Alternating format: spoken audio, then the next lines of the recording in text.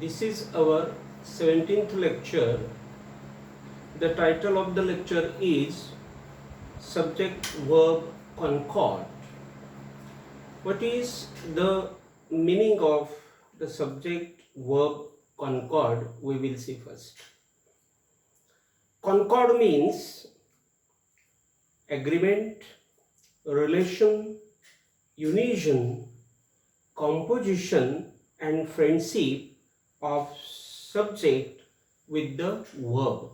Means the verb and the subject unison, means the subject and verb come together, that is called the agreement, that is called the concord, that is called the composition of the subject and the verb.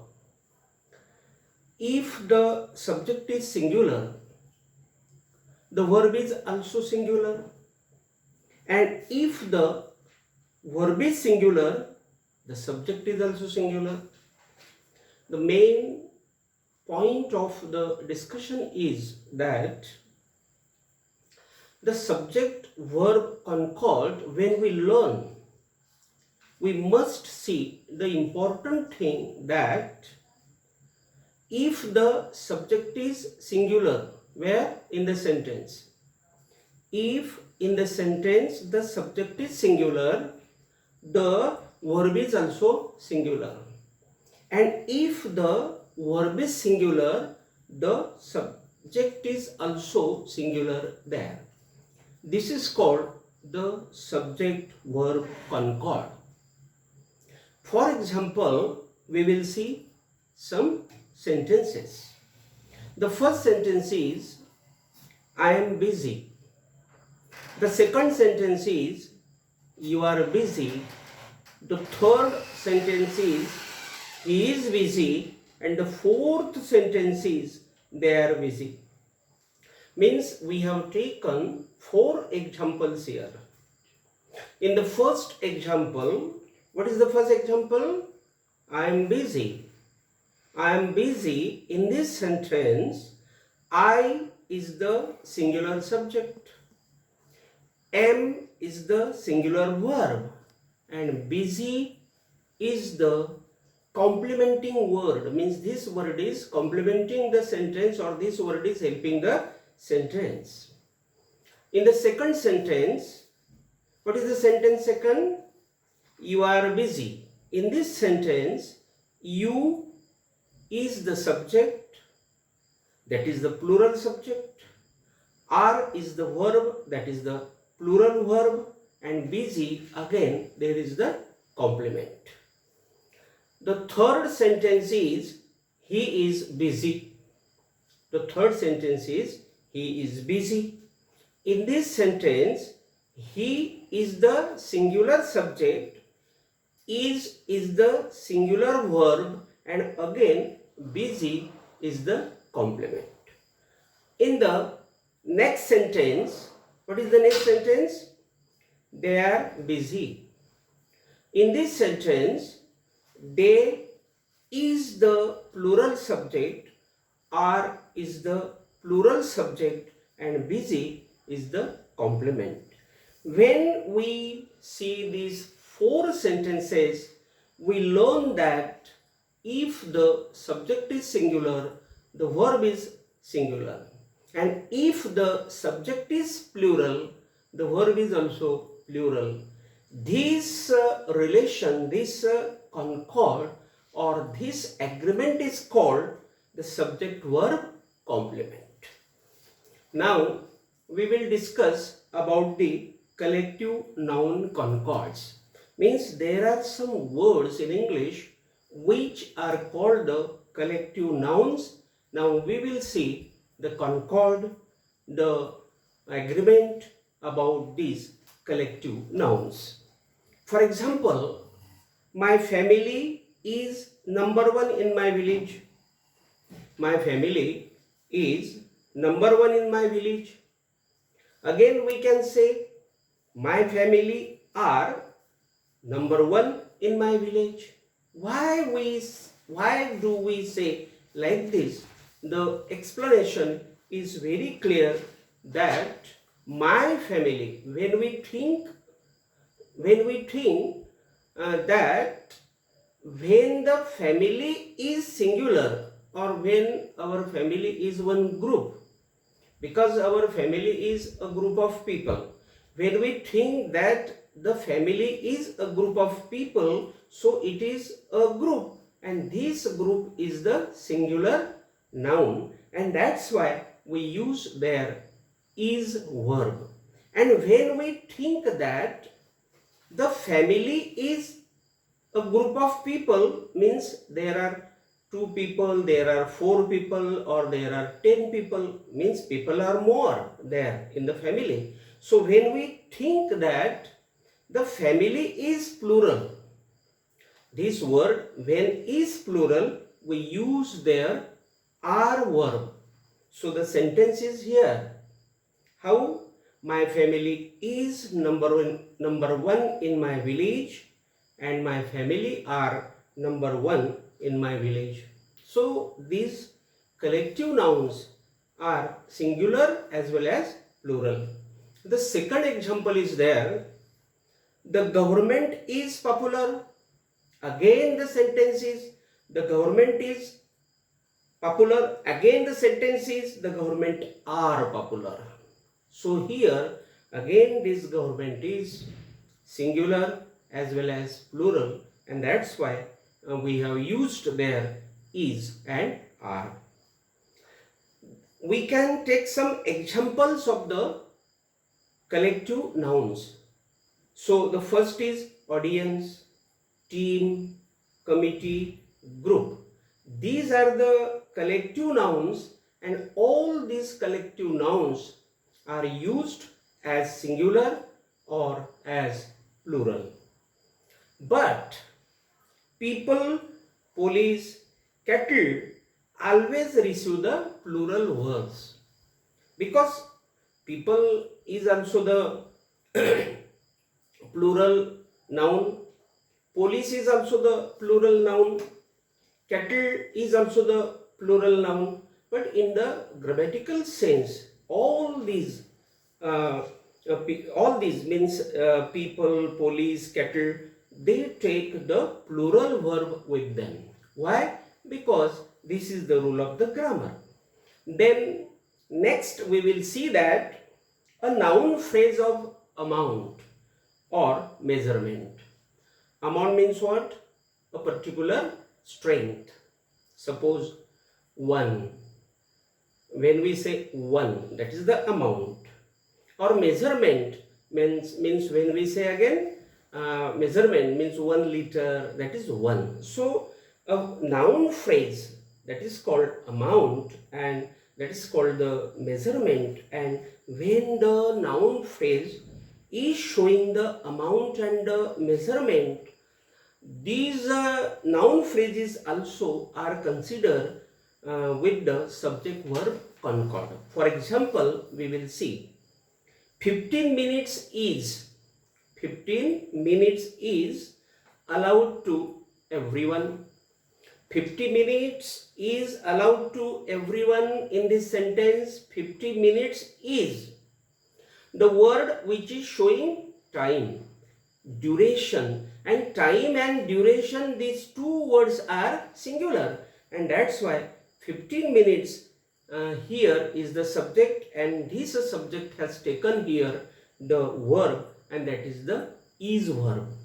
Again we can say that 15 minutes are allowed to everyone. When we say 15 minutes are allowed, when we say, then we think that 15 minutes are this is more, or 15 minutes are many, or 15 minutes are plural noun, and that's why we use their are.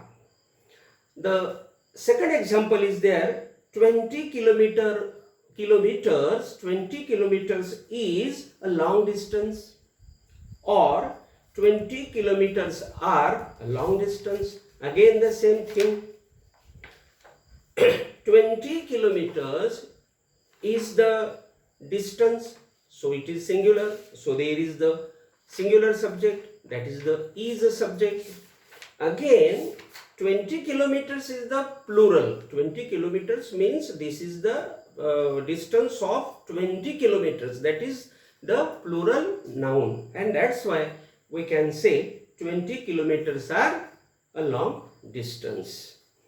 Then news, politics, economics, physics, mathematics, these are the nouns, and these nouns take in front of them the verb is. Why? Because news, though this news we see is plural, but it is actually singular noun, so we say news is. Politics is the plural word, but politics is one subject, that's why we say politics is. Economics, when we say economics, this economics, we feel that this economics is a plural noun, but actually economics is also one subject, and that's why we can say, or the grammarian says that we should say economics is. Physics, the same thing. Physics is, when we think physics, then we think that, oh, this physics is plural, but this physics is one subject, and that's why physics is. Mathematics, when we say mathematics, again we think that this mathematics is also plural, but that is not the thing. Mathematics is also one subject, and that's why we say mathematics is. So what is here? We can, how we can speak then? News is, politics is, economics is, physics is, mathematics is. Means what is the subject verb concord here? The subject verb concord here is that singular subject plus singular verb, because all these words are singular and they have taken the singular verb with them, and this is the subject verb concord. Then we will see the next words. Athens, Wales, the United States of America. What? Athens, Wales, the United States of America. These are the names of the countries, and all these three names are plural. The students can feel that these words are plural, so they will take the plural verb with them, but that is not the thing. Why? Because Athens is the plural noun, but it is one country. Wales is the plural noun, but it is one country. The United States of America is also a plural noun, but it is one country, and that's why these countries or these words have taken with them the verb is. It means that the names of the countries are plural, but they take the verb singular with them. Then measles, mumps and rickets. What are the words? Measles, mumps and rickets. These are the names of the diseases, and these diseases are always plural, because when we study them, when the students will study them, they will say that, oh, these words are plural, but actually this is not the thing, because measles or measles is one disease, mumps is one disease, and rickets is the one disease. And when these are the words of showing one disease, so they are singular, and that's why the grammarian has suggested us that we should use is verb or any singular verb after these subjects. So this is called the subject verb concord. Next is the next example is very beautiful example, or that is the very confusing example, I will say. How? See, 3 roses. 3 roses is my home. 3 roses is my home. So 3 roses is the plural noun, but actually there is a home, and those people have given the name to that home as 3 roses. So there are 3 roses, means the number of 3 roses are there, but actually that is the one home, and that's why 3 roses is singular, and these 3 roses is one building, one home, and it has also taken is verb with it, and so the sentence is 3 roses is my home. So we can say here that though 3 roses is plural, but it will take the singular verb with it. Why? Because this is the subject-verb concord.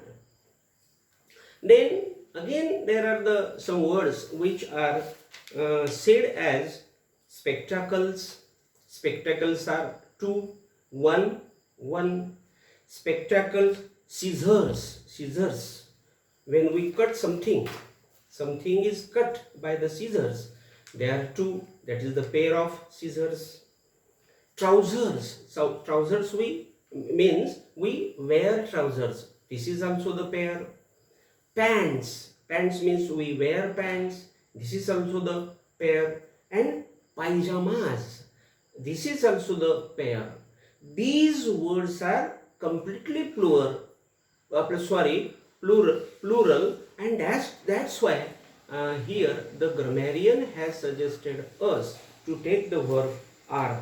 So here we will say all these verbs are plural and all these subjects are plural. Bread and butter. The next example is bread and butter was given to Shelly. Shelly is the name of the, suppose, boy. Bread and butter was given to Shelly, and bread and butter were given to Shelly. Means when we say like this, we think that bread and butter is one thing. So we say was given to Shelly. And when we count bread and butter separately, we call it a plural noun, and that's why we say bread and butter were given to Shelly. Next example is one of the brothers. Now clearly, very carefully and clearly see this structure. One of the brothers. One of the brothers means there are 2 brothers, or there are 3 brothers, or there are 4 brothers. So one of the brothers means there is one brother of the brothers. So one of the brothers lives in London.